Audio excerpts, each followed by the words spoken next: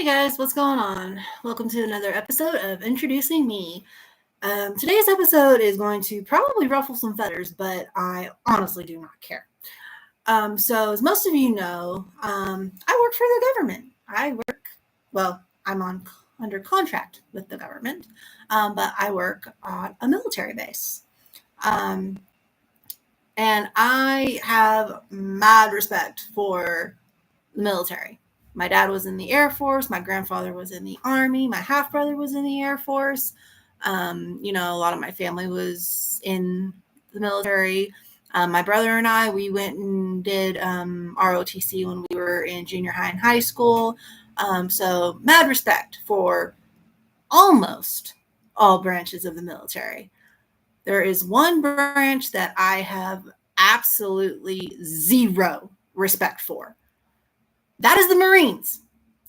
Now, I know some of you are going to be like, oh, not all Marines are the same. But, some guys are nice. Some people are not like that. They have all the core values. I'm well aware. I have friends who are in the Marine Corps, or who talked about joining the Marine Corps. It's like I have nothing against the Marine Corps in general, but I do have something against the Marines who act the way that this person did.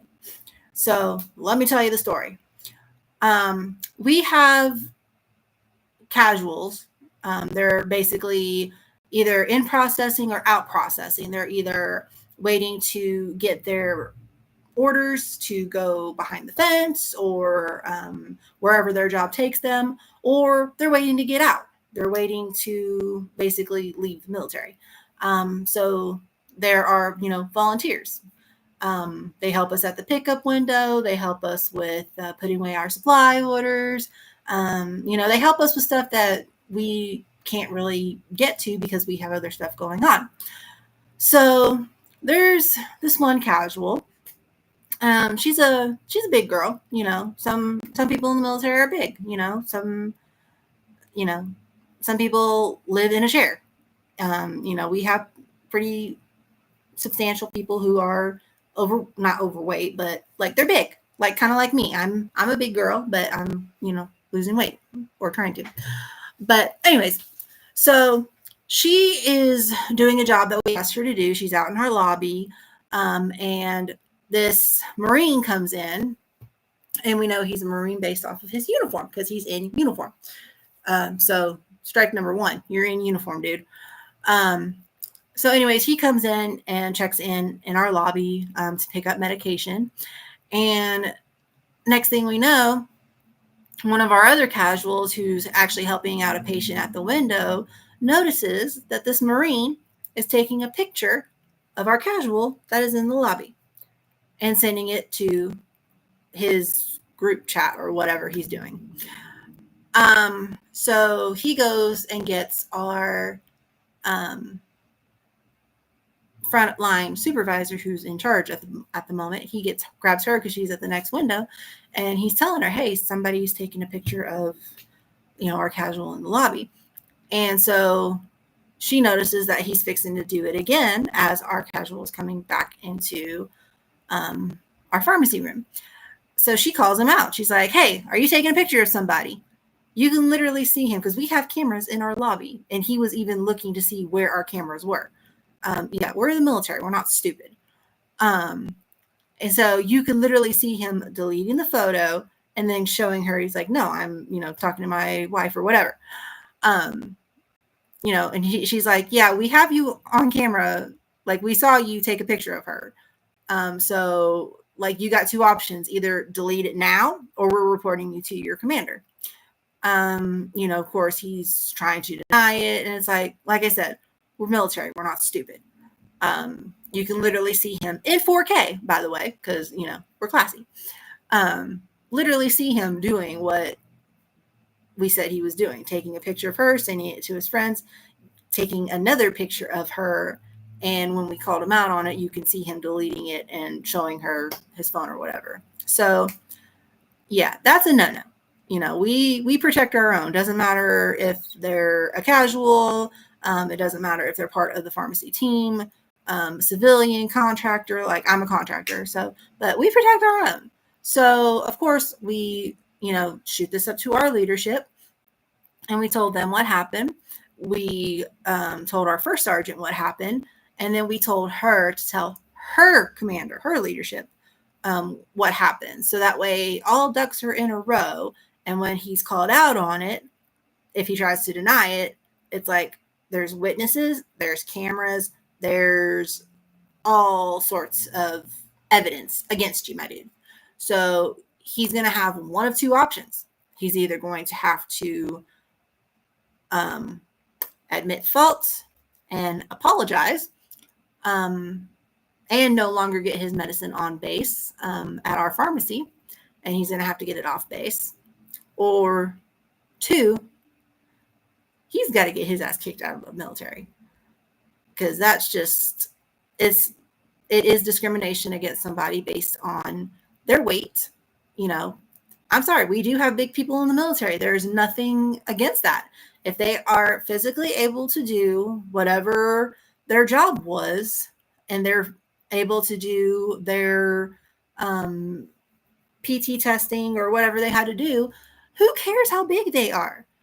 I mean, I think there's her, one of our senior airmen is a big girl.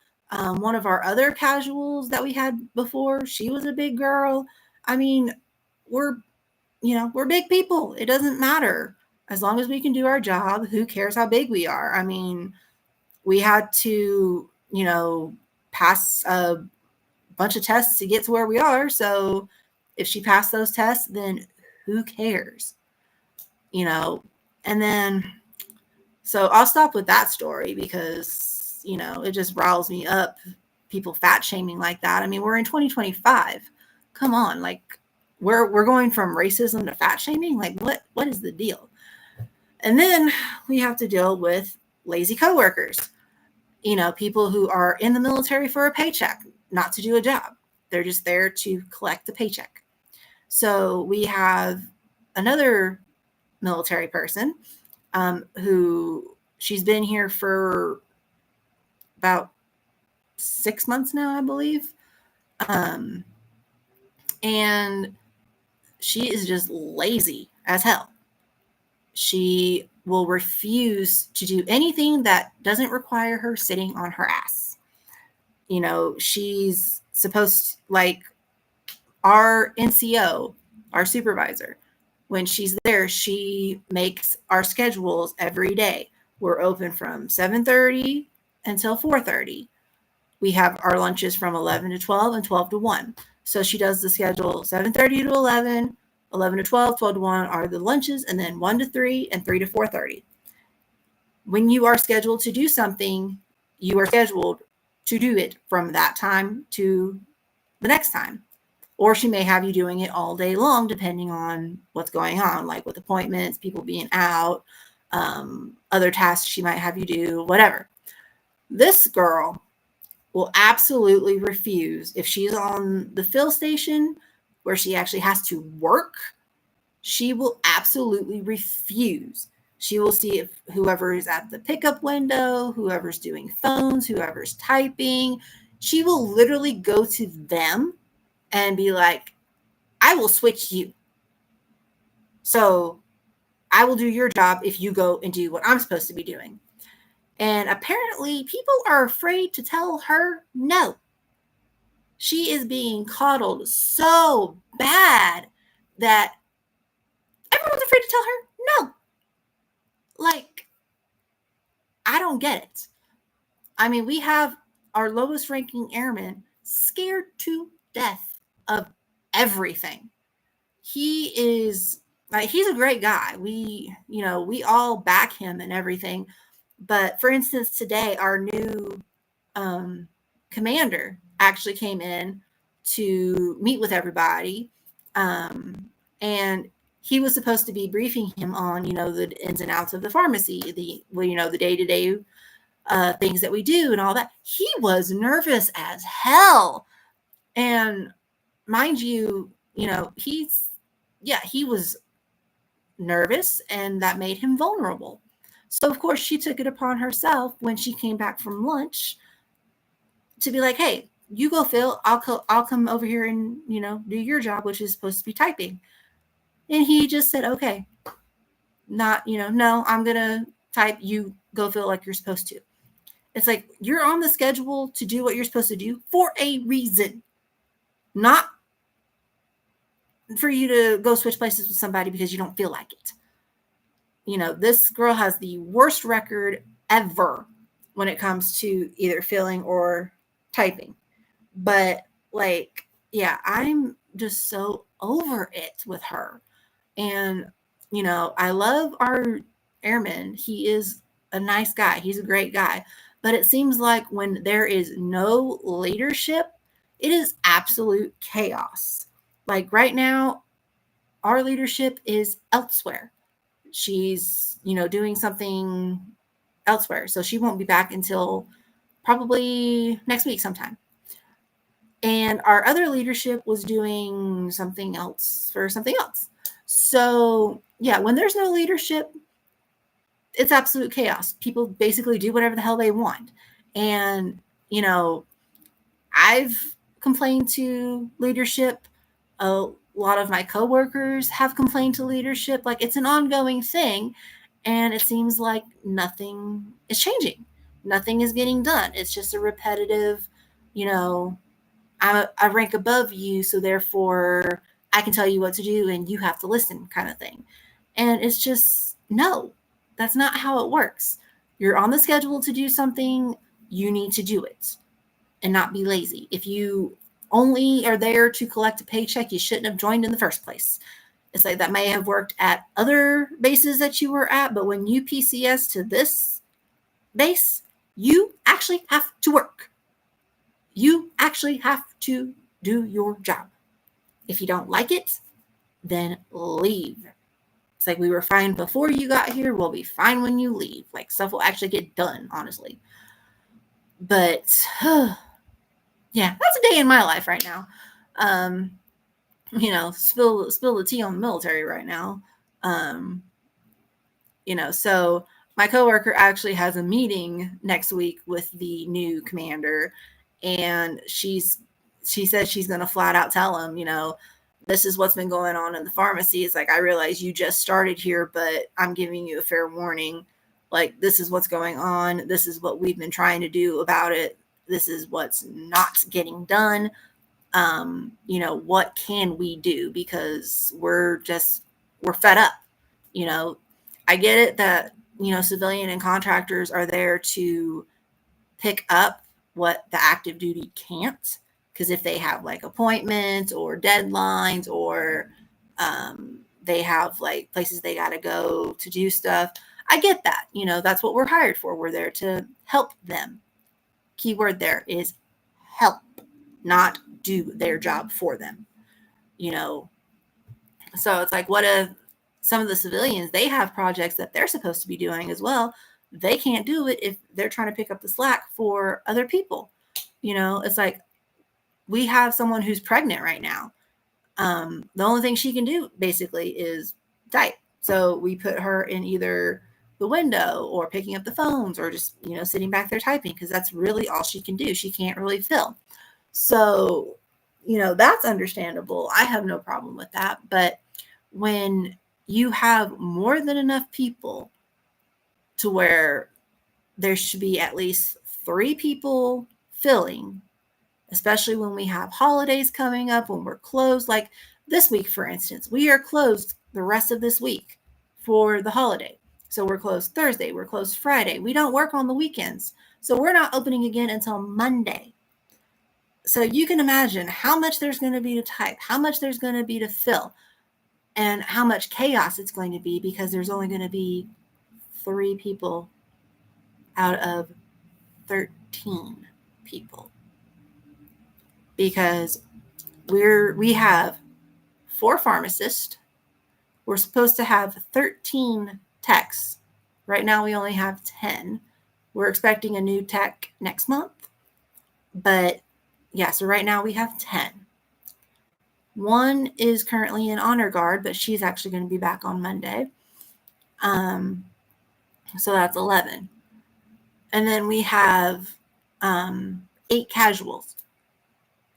And I'm still trying to comprehend and wrap my head around, with all the people there, how is it that we can't clear everything out by the end of the day?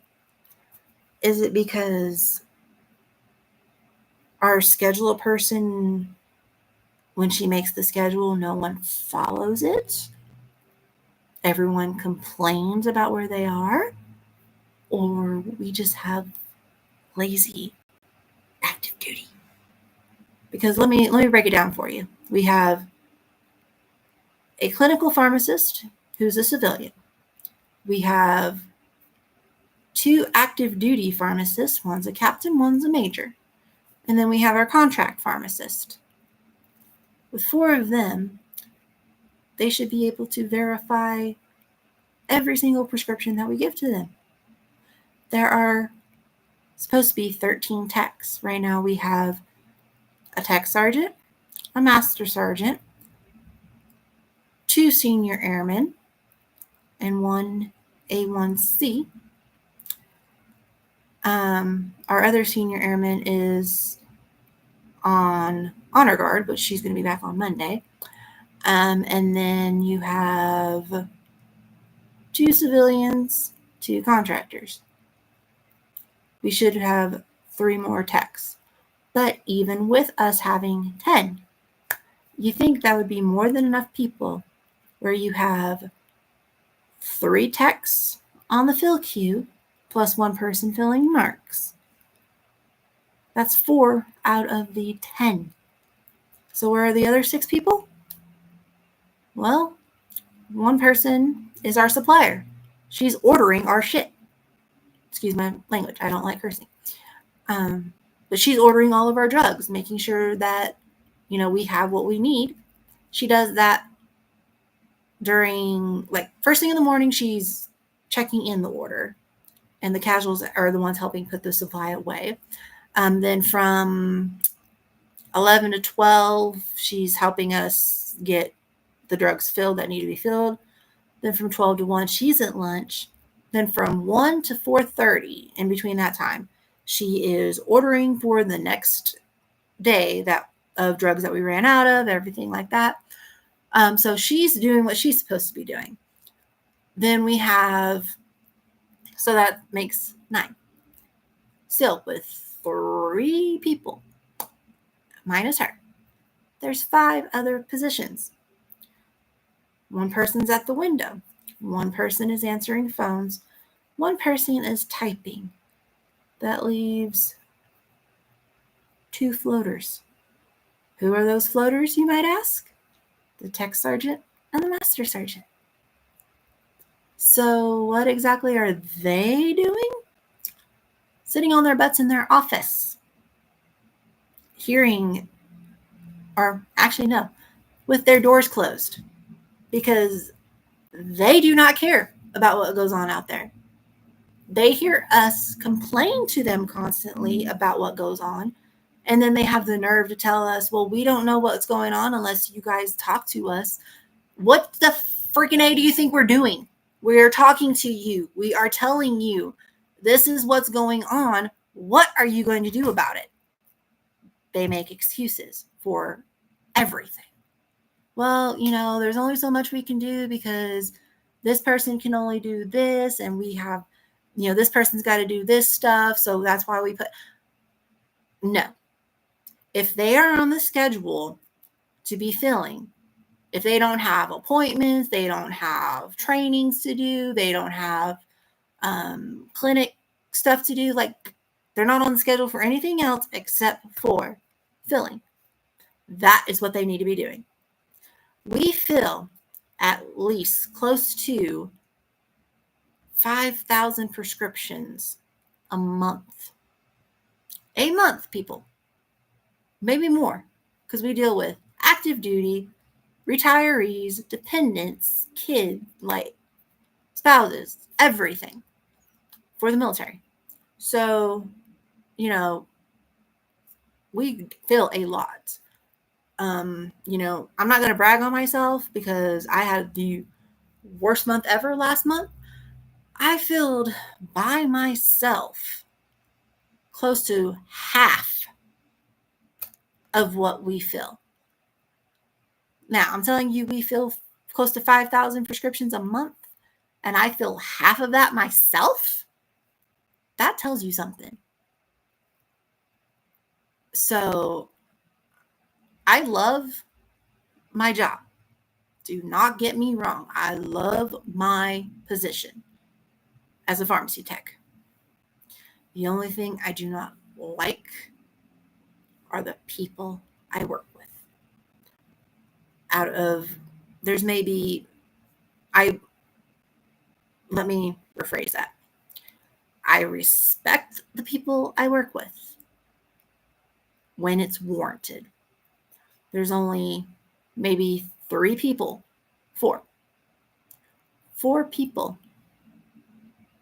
out of 20 something people. Four that I would consider a friend and that I would talk to on a daily basis, in and out of work. 4 out of 20 something. That says something.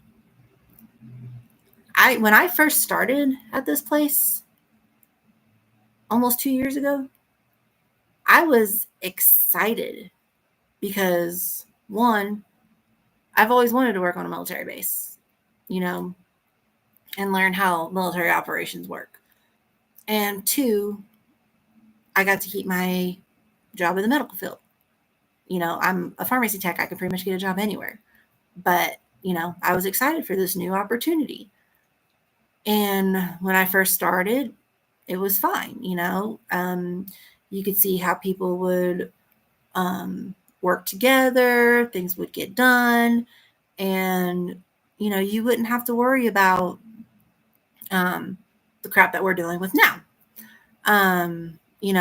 It used to be that patients would be waiting like 3 hours just to be seen by us, just to pick up their medications. And now they're waiting maybe 10, 15 minutes and they're in and out most of the time. A lot of things have changed, but it seems like when old people leave and new people come in, it's like night and day.